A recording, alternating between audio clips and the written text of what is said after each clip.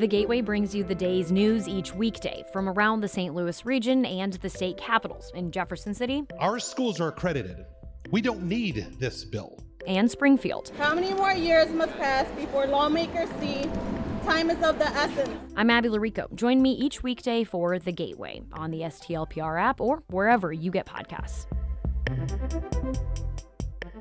One of the biggest storylines going on right now in Missouri politics is whether the General Assembly will expand Medicaid. Many people thought that issue was settled after voters approved a constitutional amendment in 2020. But Republicans like House Budget Chairman Cody Smith believe that measure wasn't the final word on the issue. The Cartharge Republican joins us on the latest episode of Politically Speaking to break down the budget battle and where the fight to expand Medicaid goes from here. Let's hit the music. Okay. This is the Politically Speaking podcast, the definitive show about Missouri politics. We have to talk about things that matter to people. I've tried to bring that same aggressive iconoclast style with me to the United States Senate. I think my district is a model for the state. We put Missourians first. You just kind of have to find the common ground with people. I believe that this district deserves someone who represents their values. After I came back to St. Louis, I started thinking that I could have a bigger role on the change that I wanted to make.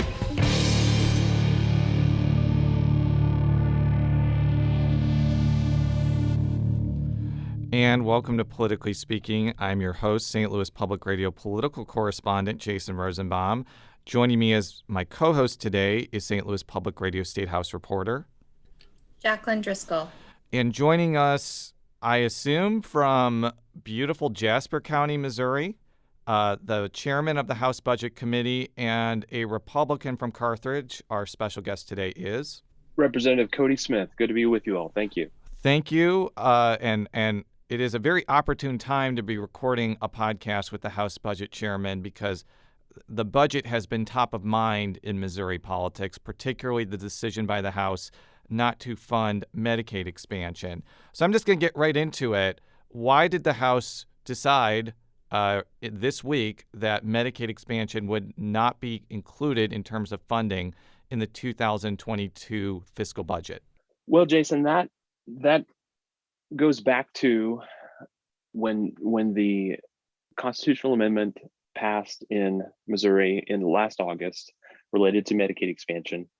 It did not have an accompanying mechanism with which to pay for the expansion of the Medicaid program. And so it's always been my concern, and I've been, in the same position on this within my whole legislative career, which is I'm in my 5th year in the Missouri House right now, that we are going to have to encroach upon other priorities within the state budget if we were to expand Medicaid. Those other things being education, other populations within our Medicaid program, what we call mandatory Medicaid, that is primarily the aged, blind, and disabled populations that are enrolled in our state's Medicaid program. And if we are going to take money out of the state budget and appropriate it for the expansion population, which, as you know, are working aged, able-bodied adults, then we have to take that from somewhere. And I don't think that's good for the state budget. And if we're going to expand Medicaid, preferably the constitutional amendment would have had that mechanism with which it would be paid for. And I feel like Missouri voters were only really given half of the story when that question was put on the ballot.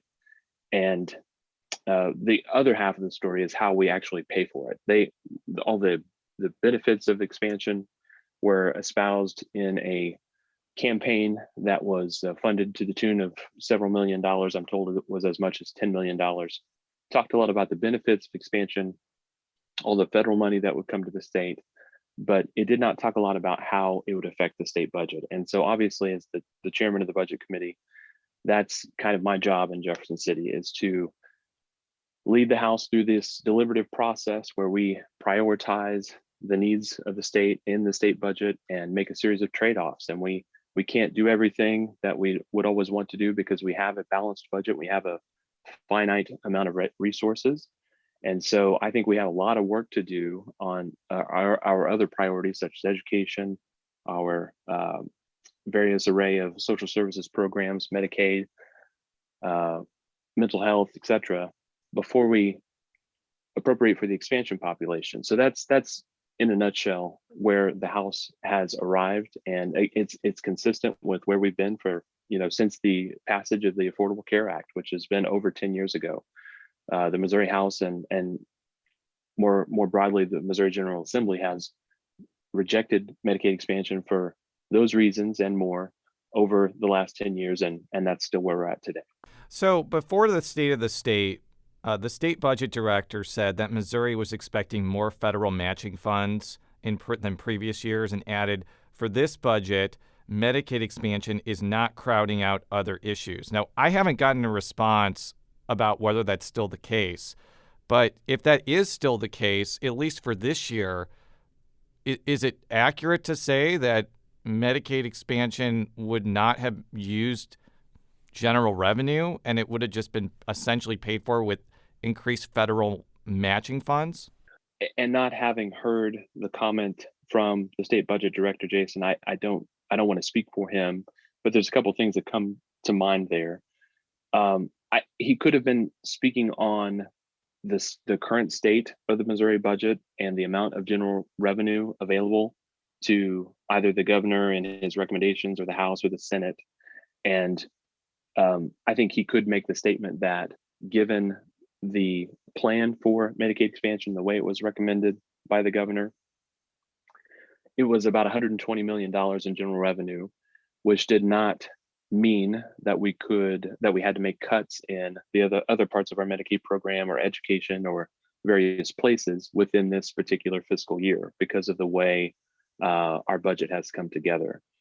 The other piece of that is that with the American Rescue Plan, Congress has sent out or declared, I guess they have legislated that states that pass expansion, that have not passed expansion, that could be passing expansion, or if they do pass expansion, would receive an extra FMAP payment, which is essentially more Medicaid money that the states could potentially use to pay for Medicaid expansion itself. And in Missouri, that would amount to about $1 billion over the course of 2 years. And so he might have been referencing that as well, but I'm just unsure. So I do want to ask about the American Rescue Plan, and I understand that there are probably strings attached to the money you referenced, and I don't think that the guidance has come in yet. But this has been my question, and you probably have seen this on social media or heard it on other podcasts. If you end up expanding Medicaid this year and you get $1 billion, couldn't you use that $1 billion to pay for the state match for Medicaid for the next decade or so? You could. So I think part of that statement is correct. Part of it is potentially not. The part that is correct is that those FMAP dollars, the FMAP payment, could be used for the state's portion of Medicaid expansion. I don't think that it would last for a decade. The $1 billion, if it by the time we get up to full freight, or what we call the take-up rate, where we think there are as many people on the expansion rolls that we would expect to have, and that is about 265,000 people is what the department estimates. By the time in year one of expansion, as the governor had recommended it, there would be a take-up rate over time. So on July 1, there wouldn't be 250,000 people, but that would increase incrementally over the course of the fiscal year. And by the end of the fiscal year, we would be up to that full freight, or that 250 to 265,000 people. When we get to that number, the general revenue portion of Medicaid expansion would be in the $200 million range, potentially more than that, $2 to $250 million range. And so the year two, or FY23 of Medicaid expansion would be about double the state portion. So if it's going to be about 200 to 250 million, then that $1 billion in additional federal money would last more like 4 or 5 years. And so that's been the concern, not only around the 90-10 match, which the federal government provides to states for the expansion population. There's no guarantee that would last indefinitely. In fact, if the Affordable Care Act was overturned or changed by Congress, Missouri's portion of the Medicaid expansion population would change dramatically, ultimately costing us much more money.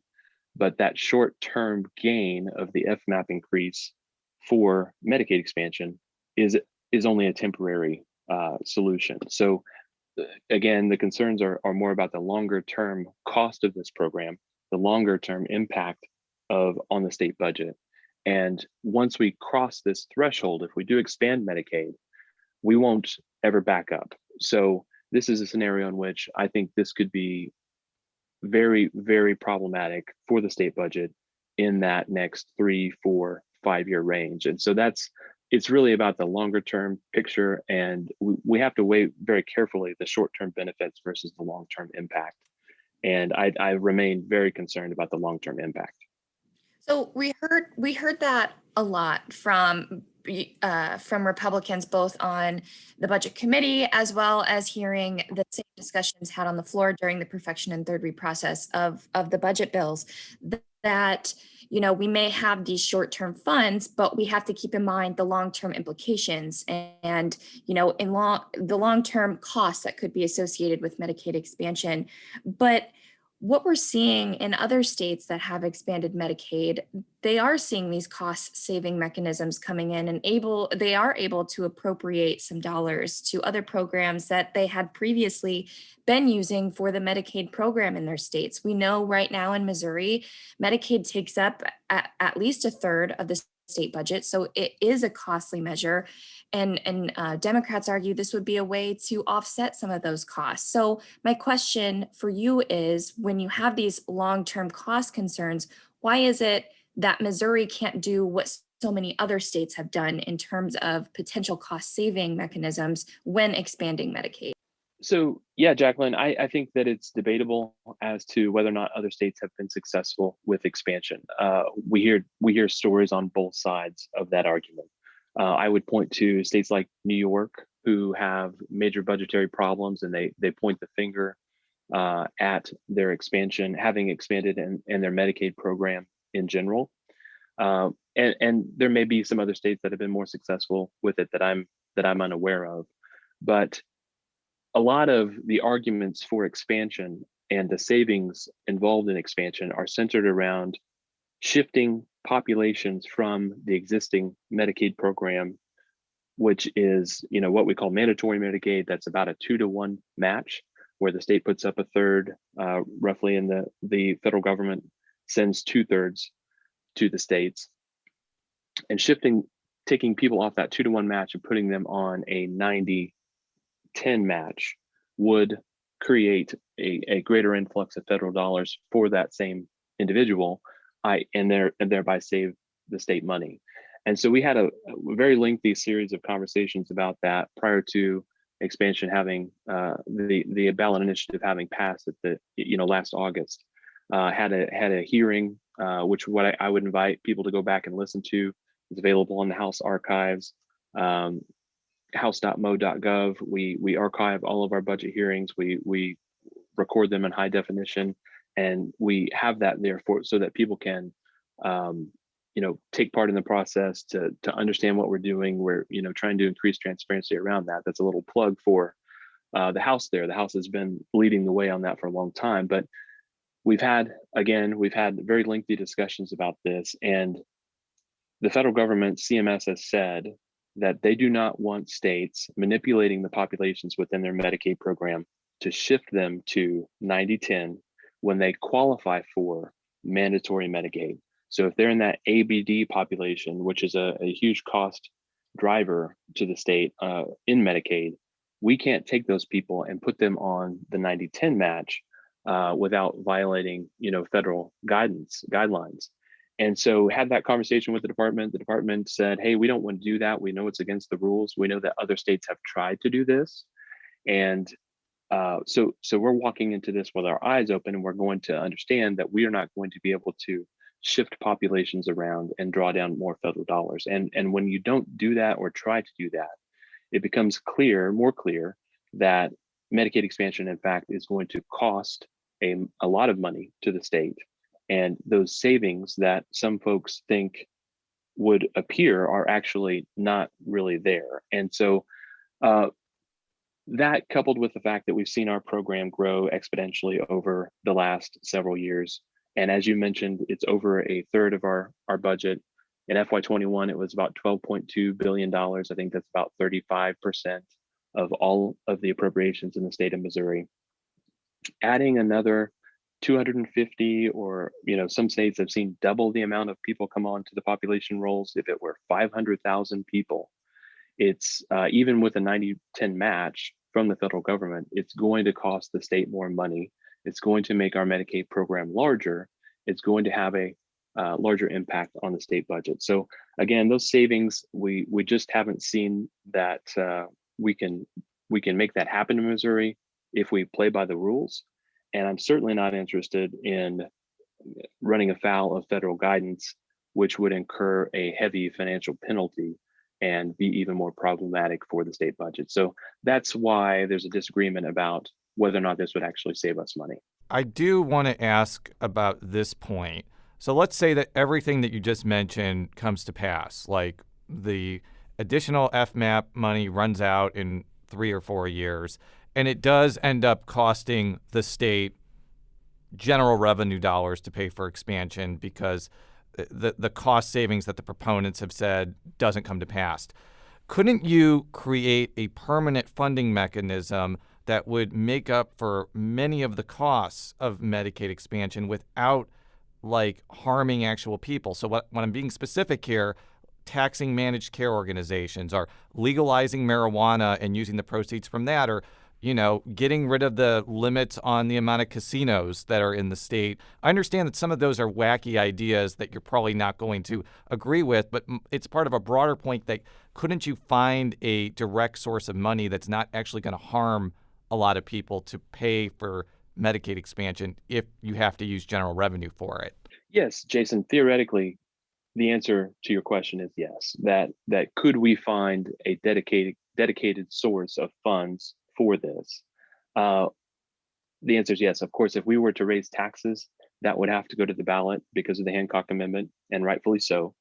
And quite honestly, the original constitutional amendment that passed in August should have included the mechanism with which to pay for it. And that's in our Constitution, that you cannot appropriate by ballot initiative unless you have a dedicated fund source. Well, the constitutional amendment related to Medicaid expansion does not have a dedicated fund source. And so many argue that it itself is unconstitutional. But to answer your question, could we go back?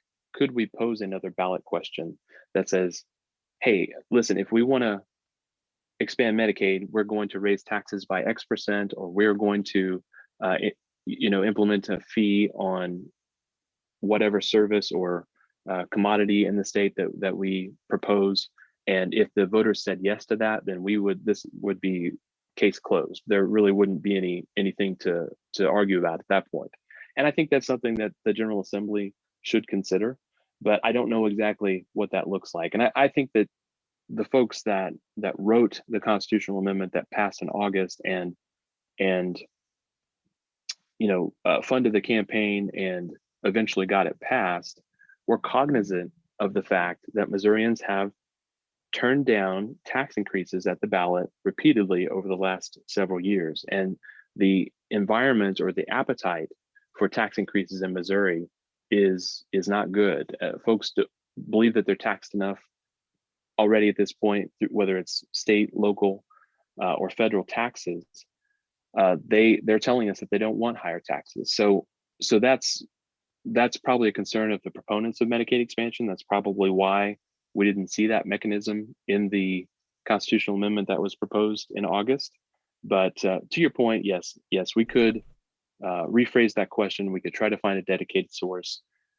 The argument that will then come, should we, if we're going to raise taxes, if we're going to impose a new fee on something, should that money go to expansion, or should it go to education, or should it go to serving the much more vulnerable populations that we have in our state, which advocates of those folks tell us all the time that they are woefully underfunded themselves and are struggling mightily to keep their workers in place, to provide the services that they provide to those of the most vulnerable people in our society.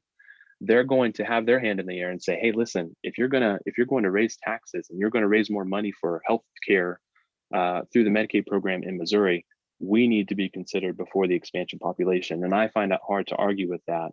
But again, this is a very complicated thing, but there are many interests within the state budget already that tell us that they need more money that would find objection to us raising taxes for Medicaid expansion. But it is theoretically possible, yes. We'll be right back after this short break with House Budget Chairman Cody Smith.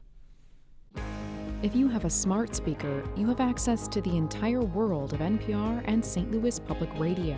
All the latest news and all the captivating stories. Activate our voices with yours by telling your smart speaker to play St. Louis Public Radio. And we're back on Politically Speaking with House Budget Chairman Cody Smith. He is a Republican from Carthage. So I admit, I am not a rural Missourian. You don't see me like standing in a cornfield with a flannel shirt talking about Missouri all the time. I'm from suburban Chicago. I live in suburban St. Louis County. But I have traveled throughout rural Missouri extensively, and I've seen the poverty and the decline of rural Missouri with my own eyes. And one of the things that I hear over and over again from Medicaid expansion proponents is that it will be a boon to rural Missourians because it will create more opportunities for healthcare facilities to set up shop in rural Missouri because they know that they're going to have dedicated Medicaid payments to be sustainable. So I want you to address that point because if there's any reason that Republicans are in power right now in Jefferson City, it's because rural Missourians have been voting for them since 2002. And I want you to answer whether taking Medicaid expansion away actually hurts rural Missourians the most out of any other group in the state. So, Jason, I think that there is debate about whether or not Medicaid expansion will help rural hospitals, and that's a concern of rural Missourians. Obviously, it's a concern of legislators that are out, what we call outstate. You know, they're not in the major urban areas, and there's disagreement about that even within our party. So with that said, I think the same folks that send Republican legislators to Jefferson City are also the same folks that care about this philosophically. They understand that expansion does not expand eligibility for the most vulnerable in our society. They understand that expansion is aimed towards those people who are working aged, that are able-bodied, and not the folks that cannot help themselves. And I think there's a philosophical objection to that, aside from how it might impact rural hospitals. Now, we certainly understand the need for rural hospitals in Missouri, and no one wants them to go away. So I don't know that this is the magic bullet that will or will not determine whether or not that happens. I don't think that it is. And I would point to some other things that we've done to try to help rural hospitals. I think ultimately the cost of healthcare, if we can try to help manage that, would make it easier for them to operate in those areas with lower populations. But we've seen populations shifting towards urban areas for many, many years, and that is the major problem that the rural hospitals are encountering. Just like our schools, the populations are moving to the cities, and there are just fewer people there to support those institutions. And so it's a complex scenario, but I don't think that Medicaid expansion is going to be the savior of rural healthcare. But I do think that we should try to do what we can to provide support in those areas.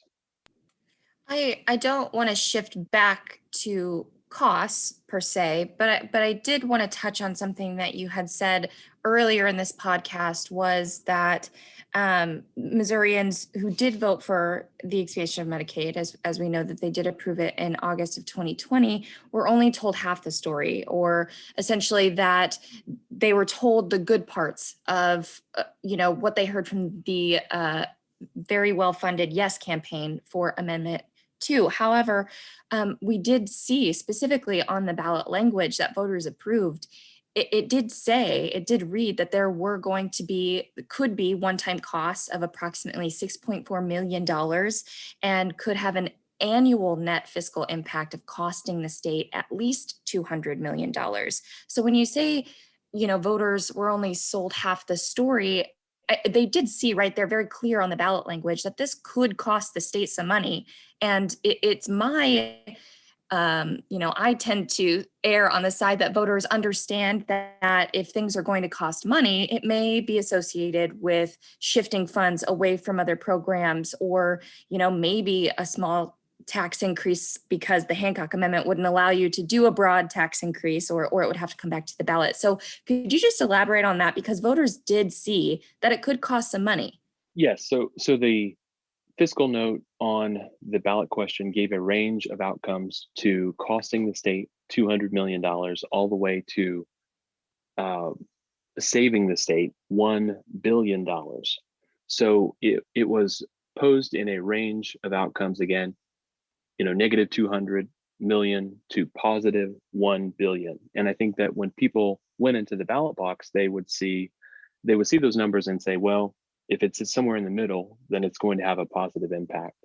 And fast forwarding to today, when we see how the department has proposed this and talked about the cost shifting that I mentioned earlier, and the ways that we are not able to realize savings in the program by expanding Medicaid, and understanding that the impact is much closer to that negative $200 million outcome, I think that it was an unfair characterization of the impact on the state budget when it's a potential outcome of negative 200 million to positive 1 billion. So I think if it said negative 200 million, the outcome probably would have been different. And then secondly, when we talk to people about how this compares to other things in the state budget, and when they understand that we have to take this from somewhere, people quickly realize that this would be low on their list of priorities, as opposed to some other things like public education, potentially transportation, or other healthcare services, social services, et cetera, the things I've mentioned. And so I think they would understand very quickly that this is again a series of trade-offs. It's a series of we prioritize needs within the state budget, and I think that becomes a much lower priority when people realize that the budgetary impact is a negative one. So that's what I would say to that. So I know that one of the arguments Democrats have been making is that, the voters voted on this and we should, fulfill the will of the people. In fact, Governor Parson has said something similar, though he has also said, let's wait and see what happens. And he was not a proponent of Medicaid expansion. I'm not going to get into that argument because I think that this is going to go to the courts, and I would rather the courts have the final word on that than, a non-lawyer like me. But I do want to ask this question, and it also maybe kind of ties in with another effort that you are involved in with the minimum wage and tying the minimum wage to the federal minimum wage instead of the $12 an hour minimum wage. In both of those instances, in both of the ballot campaigns for Medicaid and the minimum wage, the Republicans that opposed it had the opportunity to field well-funded opposition campaigns, and there was an opposition campaign for Medicaid expansion, but it was underfunded and clearly not persuasive because voters voted for it.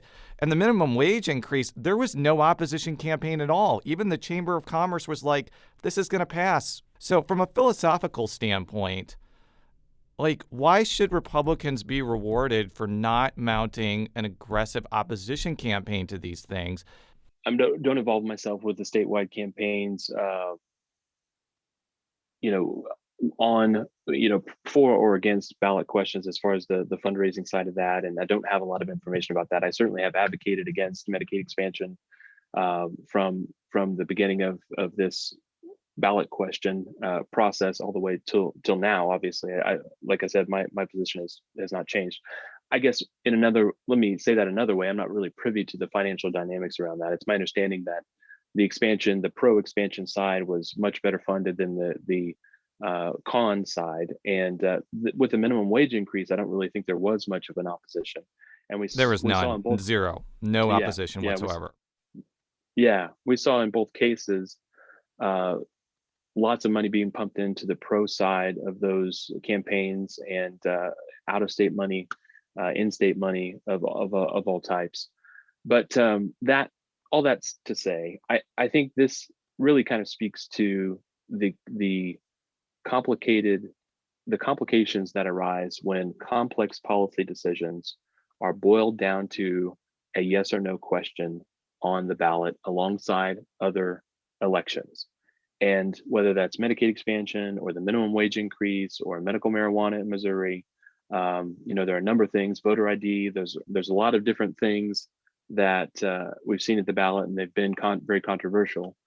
That's why Missourians send their representatives to Jefferson City to deliberate over months at a time. And these are very complex policy matters and merit focused attention and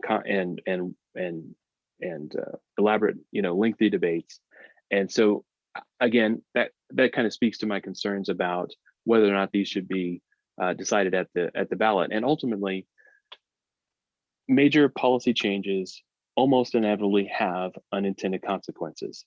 The unintended consequence of Medicaid expansion is its harmful impact on the state budget, and it's taking away resources from arguably people that need it more. The unintended consequences of the minimum wage increase are the disruptive effects to the state's economy as it relates to workforce.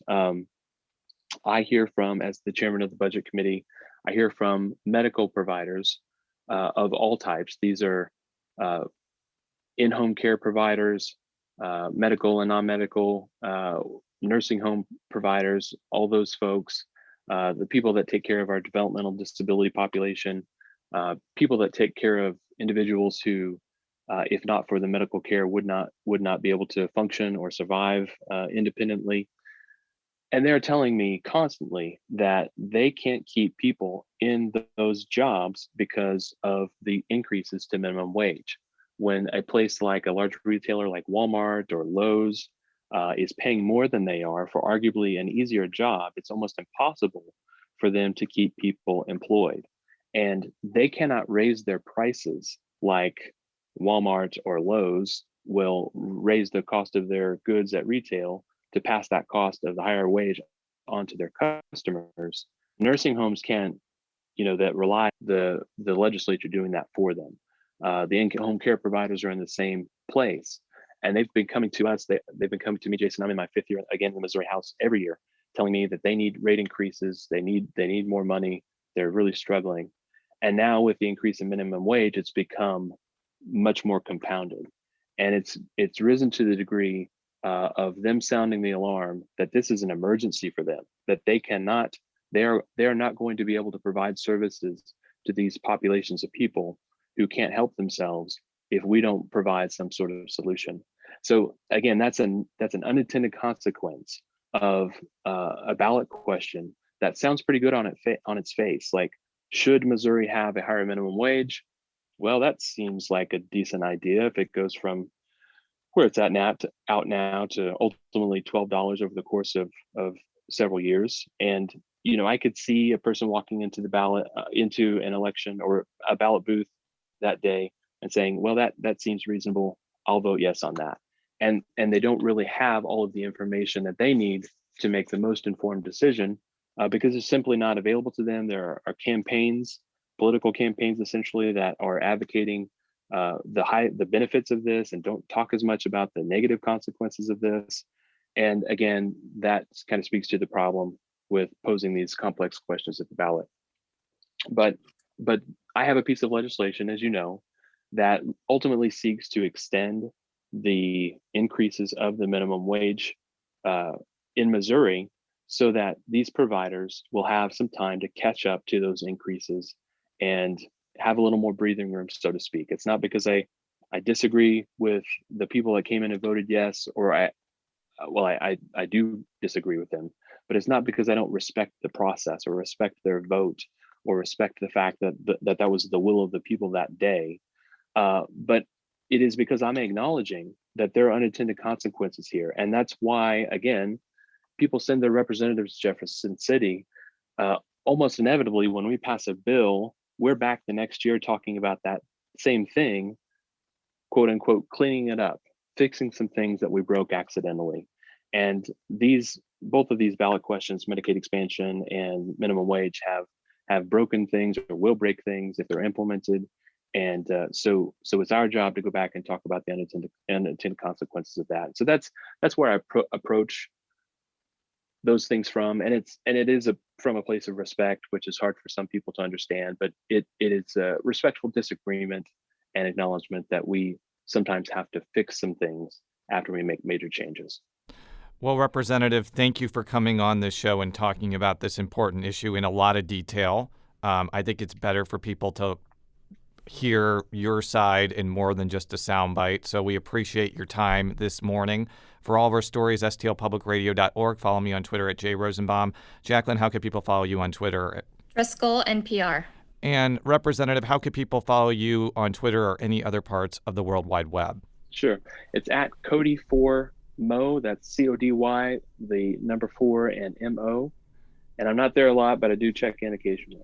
Hopefully people will check out his Twitter account that he doesn't check very often. Anyways, yes. Until next time, so long.